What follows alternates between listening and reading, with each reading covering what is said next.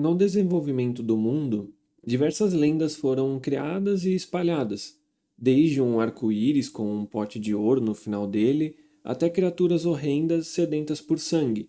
E uma dessas lendas é dito que a pessoa que sofre com o mal da licantropia em noite de lua cheia se transforma em uma besta meio humana e meio lobo, e que sua natureza a faz sair durante a noite para caçar e se alimentar daqueles que encontrar.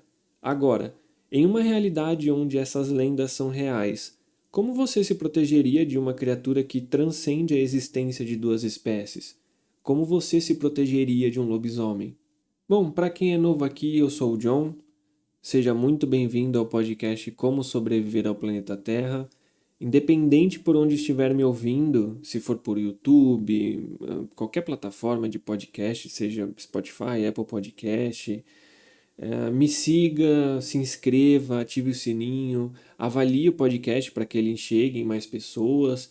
E o mais importante, se você quiser, me chame no Instagram e sempre converse. Eu sempre respondo todo mundo lá. Então, se você tiver vontade, é só me chamar lá. Bom, sem muita enrolação, um bom episódio para vocês e do Diário de John Winchester, Como Derrotar um Lobisomem. O lobisomem é uma criatura da qual sua lenda foi disseminada pelo mundo por diversos pontos iniciais, mas em todos esses pontos, independente da sua forma de surgimento, resulta em uma criatura que sua natureza se resume em caçar e se alimentar. A sua força e velocidade superam a de um humano comum, assim como a sua ferocidade. Suas ferramentas de caça vão além, desenvolvendo um olfato que vai além da junção das duas espécies, assim como a capacidade de enxergar suas presas durante a noite. Mas você deve focar suas preocupações em outros dois pontos, que são as garras e as presas que o licantropo desenvolve durante a sua transformação. E bom, a verdade é que a série sobrenatural, ela tem uma tendência a englobar diversas crenças dentro da série. Assim, todas as lendas acabam se tornando amplas em diversos aspectos, diversificando o próprio surgimento da besta, assim como a funcionalidade da criatura. A lenda, né, do lobisomem, ela surgiu há muito tempo, como por exemplo a lenda do rei Licão na Grécia Antiga, originando até o nome, né, licantropo. Na Roma, o lobisomem ficou conhecido como Versipélio, e no Brasil a lenda ela foi importada pelos portugueses, né? E em Portugal, claro, a lenda também sendo conhecida, mas ela tem nomes diferentes. O lobisomem, nesse caso, é o corredor. E lá em Portugal existe uma versão feminina do lobisomem que ela é conhecida como peeiras. Algumas interpretações sobre essa, entre aspas, né, espécie de lobisomens dizem que ela não tem uma forma animalesca como conhecemos, ela é mais humana, mas que ela tem algumas habilidades que permitem ela se comunicar e interagir com lobos de uma forma geral. Também eu vi que ela é até conhecida como a fada dos lobos ou algo desse tipo.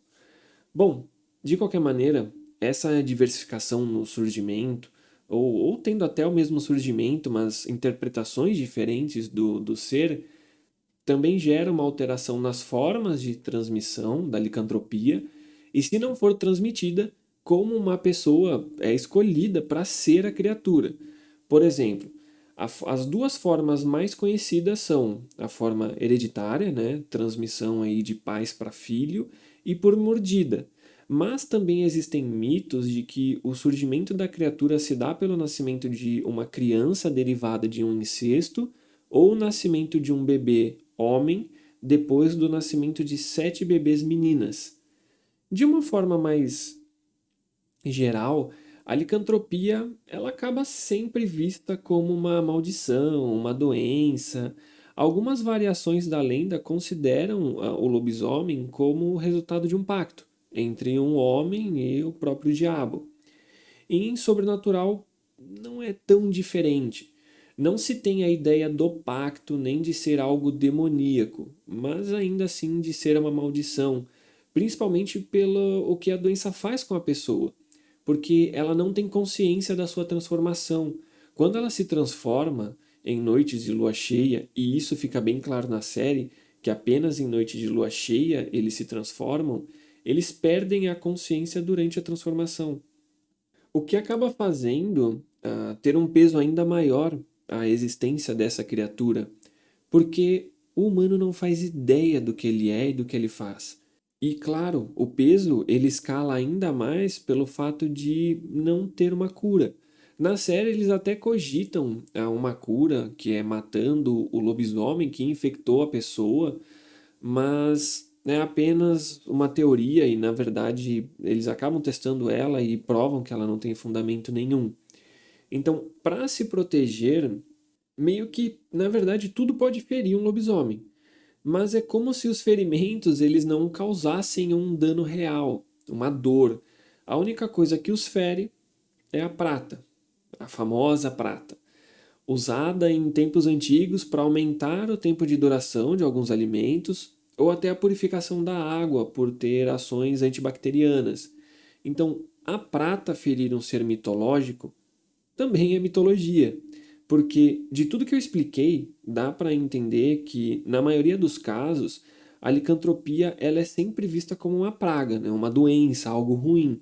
E a prata, por ser algo que permitia que a comida, a água, bens preciosos, principalmente para aqueles que tinham dificuldade em conseguir, né, água e comida, durasse mais tempo que o normal.